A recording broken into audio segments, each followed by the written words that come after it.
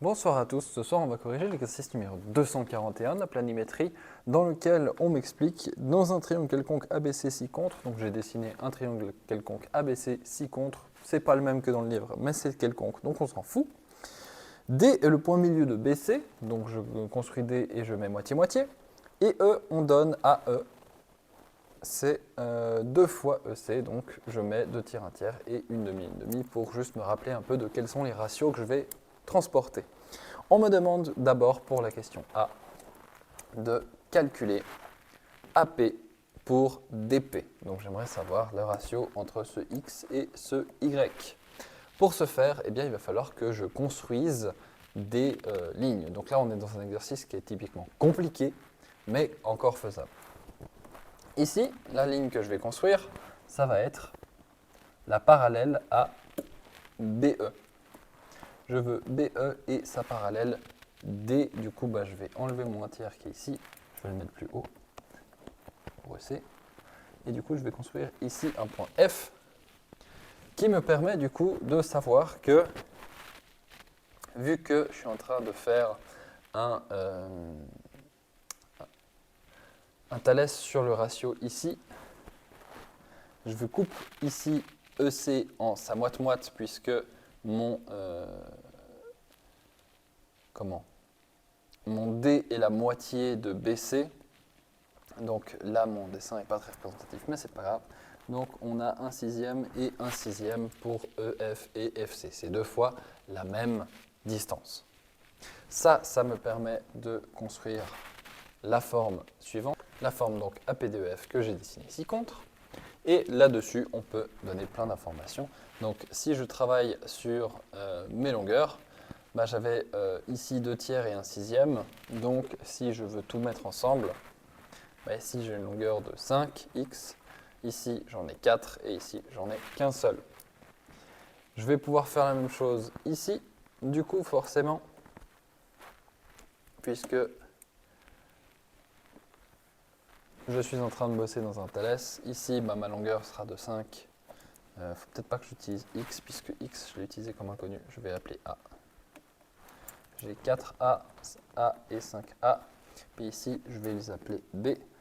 Donc ici j'ai 4b et ici j'ai b aussi, puisque sinon c'est pas un Thalès et ils ne sont pas parallèles EP et FD. Et donc vu que la question ne me pose aucunement la question des longueurs A et B, puisqu'on ne me donne aucun chiffre, eh bien je peux simplement donner le ratio entre AP et DP. Entre AP et DP, eh bien j'ai simplement le ratio 4 pour 1 comme j'ai AE et EF. Donc je peux avoir ce ratio comme ceci. Dans le B, on me demande quel est le ratio entre EP et PB. Donc je refais mon dessin sans les choses que j'avais. Et du coup, j'aimerais le ratio entre EP et PB. Donc ici, dans mon dessin, ils ont l'air d'être égaux. On va voir si c'est le cas ou non. La chose qu'on va pouvoir construire, c'est de nouveau une parallèle à AP en passant par E. Et du coup, je vais créer un point que je vais appeler G. Et du coup, ça va me permettre de mettre un rapport entre EG et PD. Et ceci va me permettre de construire la forme semblable BEG et BPD. Donc, comme BEG est semblable à BPD, je vais pouvoir trouver les ratios qui m'intéressent. Ici, il y avait quelque chose d'intéressant sur le dessin de gauche que je n'ai pas reproduit, c'est que de nouveau ici j'ai 1 tiers, 2 tiers. Et du coup, si je multiplie les fractions,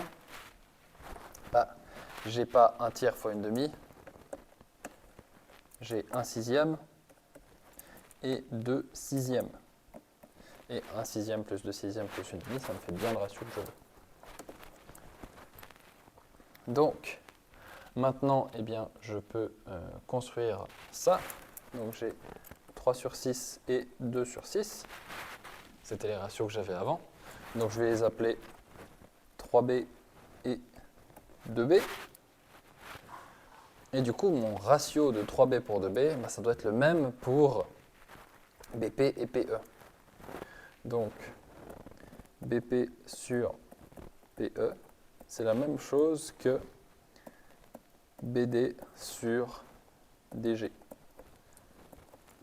Et donc, BP sur PE, c'est la même chose que PD, c'est 3